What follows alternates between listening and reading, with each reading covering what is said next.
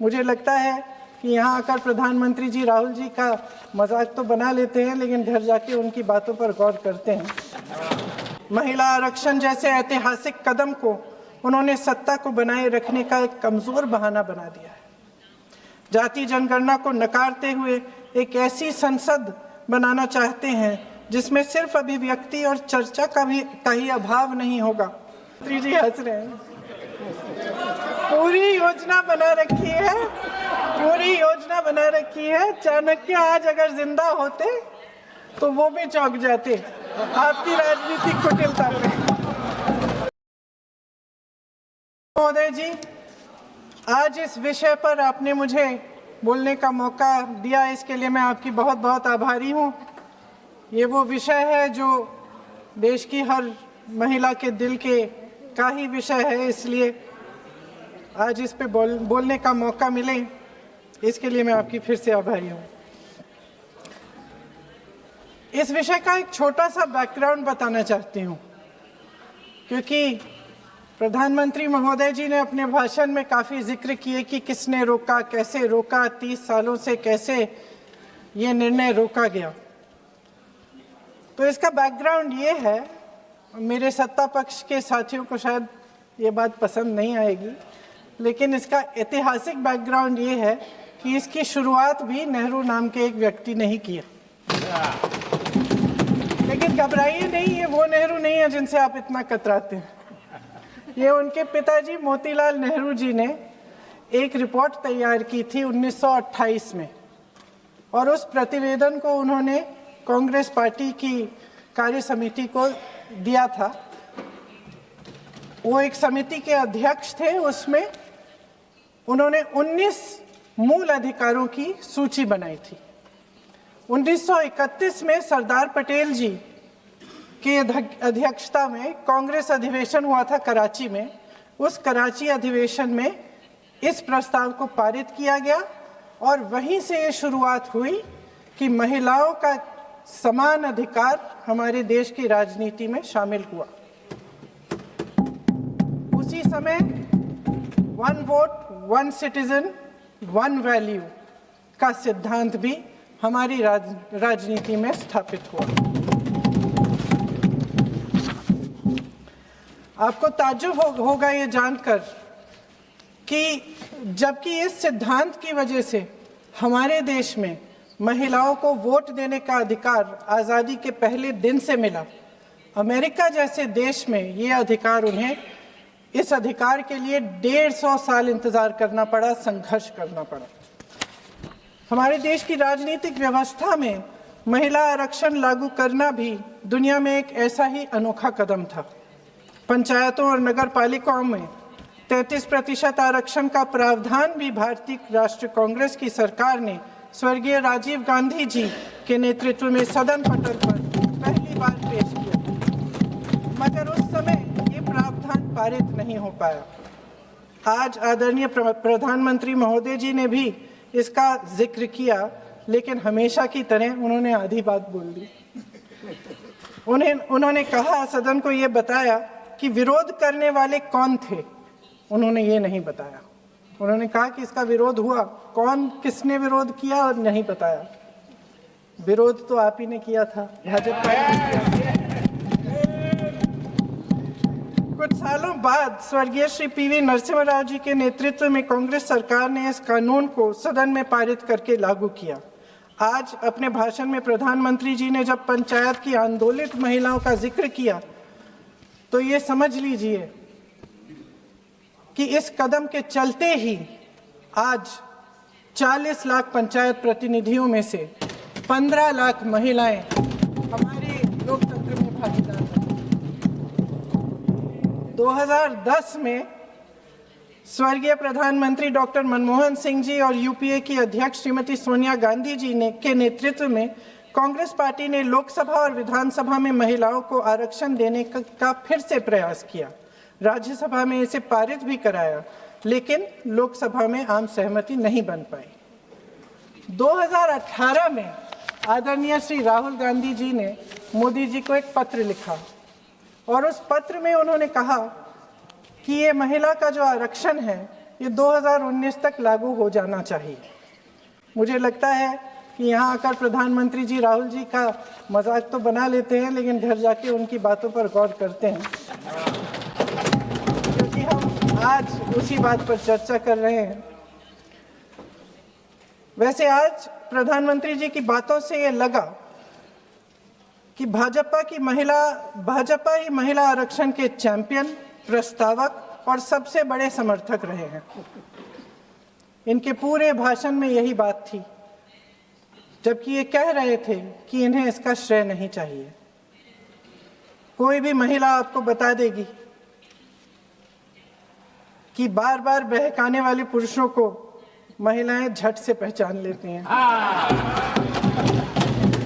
थोड़ी सावधानी बरत लीजिए, पकड़े जाएंगे। आखिर जब 2023 में राहुल जी के पत्र को पढ़ने के कुछ सालों बाद, हाँ, उसके बाद पढ़ लिया। आखिर जब 2023 में आदरणीय प्रधानमंत्री नरेंद्र मोदी जी की सरकार ने यह अधिनियम सर्वसहमति से पारित किया, तब भारतीय राष्ट्रीय कांग्रेस ने अपनी विचारधारा के अनुकूल इसका पूरा समर्थन किया। आज भी इसमें कोई शक नहीं होना चाहिए कि भारतीय राष्ट्रीय कांग्रेस महिला आरक्षण के पक्ष में डट कर खड़ी है और खड़ी रहेगी। लेकिन अध्यक्ष महोदय, सच्चाई ये है कि आज की चर्चा दरअसल महिला आरक्षण पर है ही नहीं। जो विधेयक की सरकार ने पेश किया है, उसका प्रारूप हमने पढ़ा, उससे पूरी चर्चा ही बदल गई है। उनकी सरकार के इस विधेयक का सार सुनिए। सबसे पहले इसमें लिखा है कि संसद में महिला आरक्षण 2029 तक लागू होना चाहिए। अब सहमत है।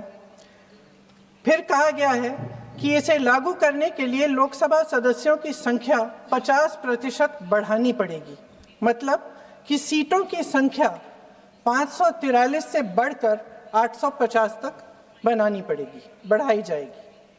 और इन सीटों को बढ़ाने के लिए एक परिसीमन आयोग बनाया जाएगा, जो 2011 की जनगणना को आधार बनाकर ये कार्य करेगा।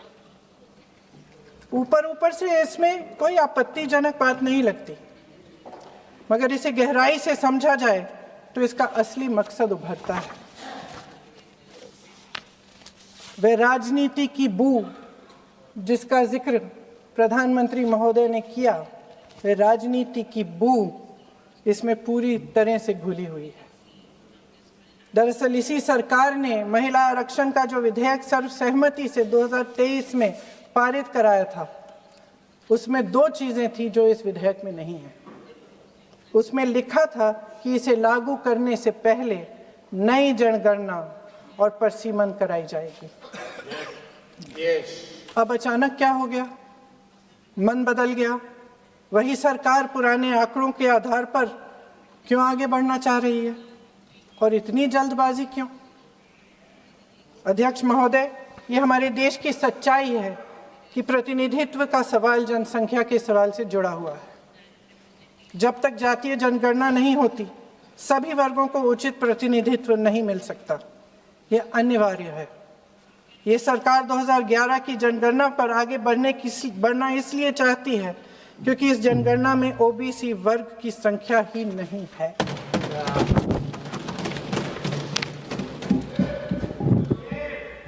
आज प्रधानमंत्री महोदय ने बड़े हल्के में बोल दिया कि इस वर्ग और उस वर्ग के बारे में हम बाद में देख लेंगे।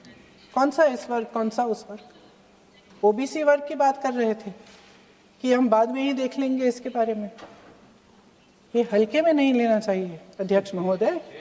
एक बहुत बड़ी संख्या है, एक पूरे वर्ग का परिश्रम है, एक पूरे वर्ग का संघर्ष है।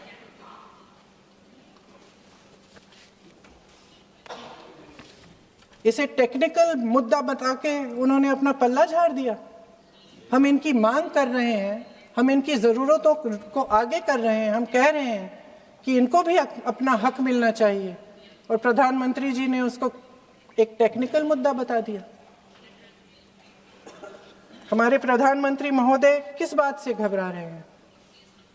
इसी बात से ना कि जब नई जनगणना होगी तो इस ओबीसी वर्ग के असली आंकड़े निकलेंगे और उसमें पता चलेगा कि ये वर्ग कितना मजबूत है, कितना बड़ा है, और उसके हक को कोई नकार नहीं पाएगा। 2011 की जनगणना को परसीमन का आधार बनाकर प्रधानमंत्री जी ओबीसी वर्ग की ये हक छीनना चाहते हैं।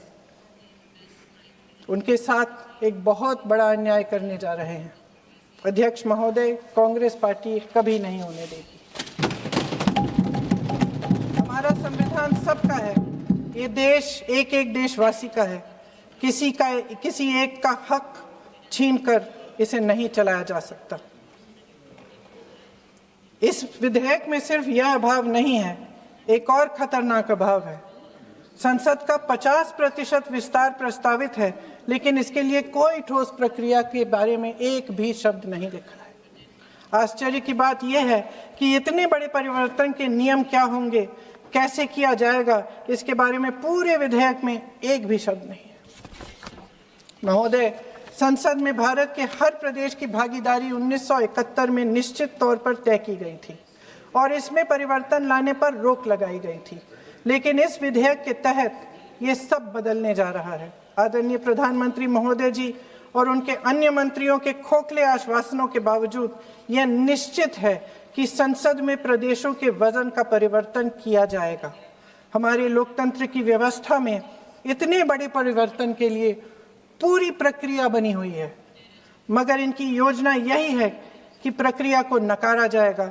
जिस तरह असम में इन्होंने मनचाहे सीटों को काटा पीटा, विपक्षी दलों के नेताओं की सीटों का विभाजन किया और अपने राजनीतिक फायदे के लिए नई सीमाएं बनाई, उसी तरह ये पूरे देश में इसका मतलब ये है कि परसीमन आयोग में सरकार द्वारा चुने गए 3 जने इस पूरे देश के प्रदेशों का वजूद, देश के लोकतंत्र में उनकी भागीदारी और उनका महत्व तय करेंगे। लोकतंत्र को खत्म करने की शुरुआत तो इस सरकार ने चुनाव आयोग, न्यायपालिका, मीडिया और अन्य संस्थाओं पर अपना पूरा दबाव डालकर शुरू कर ही लिया था, मगर अब लोकतंत्र पर खुला वार होने जा रहा है।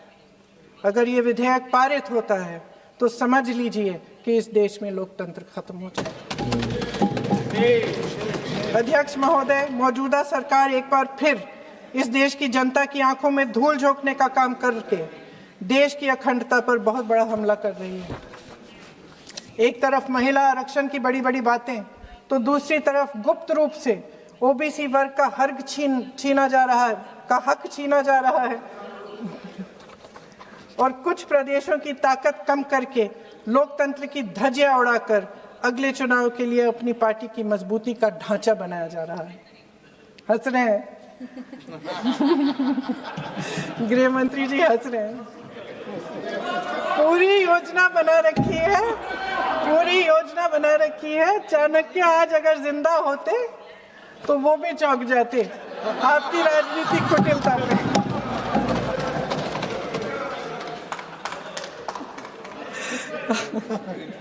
इन्होंने पूरी योजना बना रखी है, हंस रहे हैं, सहमत है मेरी बातों से। अचानक प्रदेशों में चुनाव के दौरान सदन की बैठक बुलाओ, कोई सर्वदलीय बैठक मत बुलाओ। विधेयक का प्रारूप सिर्फ एक दिन पहले सार्वजनिक कर लो ताकि विपक्ष को कोई मौका न मिले कि इस पे चर्चा कर ठीक ढंग से हो।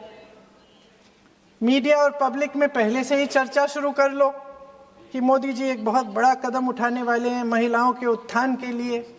ये विपक्षी दल के जो नेता हैं कुछ समझते नहीं हैं, राष्ट्र के हित में कुछ करते नहीं हैं, विरोध करेंगे। बेचारे मोदी जी इतना बड़ा कदम उठाने वाले हैं, सबको इनका साथ देना चाहिए राजनीति से ऊपर उठकर। और ये कर करके विपक्ष को धर्म संकट में डाल दो। एक तरफ महिला आरक्षण और दूसरी तरफ आपको काट पीट करने की, पूरे ढांचे को बदलने की स्वतंत्रता, ओबीसी वर्ग को नकारने की स्वतंत्रता। अध्यक्ष महोदय, राजनीति में कुटिल होना अपनी जगह है, शायद हमें और थोड़ा होना भी चाहिए इस तरफ वालों को, लेकिन सत्ता बनाए रखने की महत्वाकांक्षाओं को परे करके देश के हित के लिए सही निर्णय लेना अलग है। शायद हम आदरणीय प्रधानमंत्री महोदय जी से आज ये उम्मीद नहीं रख सकते, क्योंकि वह समस्याओं से घिरे हुए हैं, उन पर अंतर्राष्ट्रीय दबाव बहुत है। महिला आरक्षण जैसे ऐतिहासिक कदम को उन्होंने सत्ता को बनाए रखने का एक कमजोर बहाना बना दिया है। जाति जनगणना को नकारते हुए एक ऐसी संसद बनाना चाहते हैं जिसमें सिर्फ अभिव्यक्ति और चर्चा का ही अभाव नहीं होगा, बल्कि पिछड़े वर्गों और प्रदेशों की समानता का भी अभाव होगा। हमारी मातृभूमि की अखंडता का आधार है one citizen, one vote, one value. अलग अलग राज्यों का दर्जा बगैर किसी संवैधानिक प्रक्रिया के तय करना इस अखंडता पर वार है। इससे हम कैसे सहमत हो सकते हैं? अध्यक्ष महोदय, इन्हीं 543 लोकसभा क्षेत्रों में से महिलाओं को 33% आरक्षण क्यों नहीं दिया जाता? अगर पद खोने का डर नहीं है तो कुछ लोग अपना पद खो लें।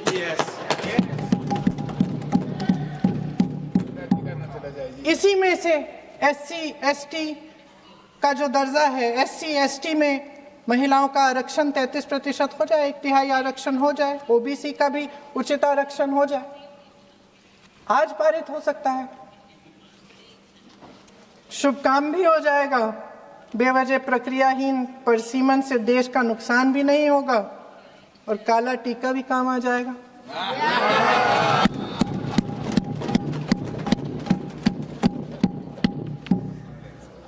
सदन की सर्वसहमति से देश के इतिहास में एक महत्वपूर्ण कदम उठाने पर आदरणीय प्रधानमंत्री महोदय जी का नाम भी लोकतंत्र का गौरवमय पन्नों में लिखा जाएगा। अध्यक्ष महोदय, हम चाहे बड़े शहरों में रहती हों या छोटे कस्बों में, गांव में, चाहे पढ़ी लिखी हों, कभी भी सभागृह की गैलरी की चर्चा नहीं करते सदन में। फोटो दिखा रहे हो,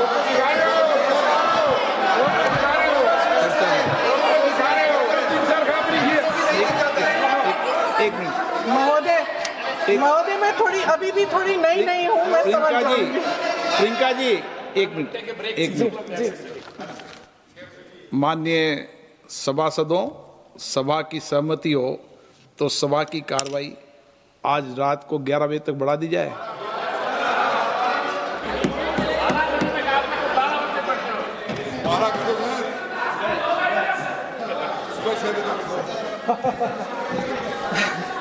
अध्यक्ष महोदय, हम चाहे बड़े शहरों में रहती हों या छोटे कस्बों और गांवों में, चाहे पढ़ी लिखी हों या हमने अवसरों की कमी का सामना किया हो, महिलाएं ही अपने समाज का बोझ अपनी दृढ़ता और मजबूत इच्छा शक्ति से अपने कंधों पर उठाती हैं। हम ही वह अथक कर्म शक्ति हैं जो हमारे राष्ट्र को आगे बढ़ाती हैं। दर्द और तकलीफें सहने की हमारी क्षमता असीम है, लेकिन अध्यक्ष महोदय, आज इस संसद में खड़े हुए मैं खास तौर से अपने पुरुष साथियों को याद दिलाना चाहती हूँ कि इस देश की महिलाएं निडरता पूर्वक जीवन के कठिन से कठिन परिस्थितियों में अपने हक के लिए लड़ना भी जानती हैं। घोर अंधकार से भरी रात में उठकर एक नई सुबह का दावा करना जानती हैं। इस देश की महिलाएं वे जबरदस्त सामूहिक शक्ति हैं जो इस देश के भविष्य को आकार दे रही हैं। इसलिए अध्यक्ष महोदय, आपके द्वारा मैं आदरणीय प्रधानमंत्री महोदय जी को ये कहना चाहती हूँ कि अगर वे इस ऐतिहासिक कदम को ईमानदारी से उठा रहे होते तो पूरा संसद इनके साथ एकजुट होकर इसे पारित करता। लेकिन देश की महिलाओं के नाम पर इस देश के बुनियादी ढांचे, इसकी अखंडता के साथ खिलवाड़ करने की कोशिश ने इस विधेयक का मकसद ही बदल डाला है। हमारी संसद को कमज़ोर करके अपनी सत्ता को कायम रखने की एक खोखली कोशिश साबित हुई है। आदरणीय प्रधानमंत्री महोदय जी, इस देश की महिलाओं का वाकई आप सम्मान करते तो उनका राजनीतिक इस्तेमाल न करते। ये आपकी हस्ती, आपके पद, उसकी गरिमा और आपके दायित्व के प्रतिकूल है। आपने ही कहा था कि भारत की हर नारी का ये हक है, उसका अधिकार है, किसी की मेहरबानी नहीं। आज नहीं तो कल उसे ये हक मिलेगा और इस हक को वे पूरी जिम्मेदारी से देश की अखंडता और एकता को बचाने के लिए इस्तेमाल करेंगे। हम आपके इन तीनों विधेयकों का सख्त विरोध करते हैं, लेकिन अभी भी आप एक ऐसा निर्णय ले सकते हैं जो सर्वसहमति से इस सदन में पारित हो जाएगा और हमारे देश की हर नारी को अपनी असली शक्ति को धारण करने का मौका मिलेगा। मैं आपके द्वारा प्रधानमंत्री जी से अपील करती हूं कि मन बनाएं, साहस करें, सही निर्णय ले लें। हम सब उनके साथ खड़े रहेंगे। धन्यवाद।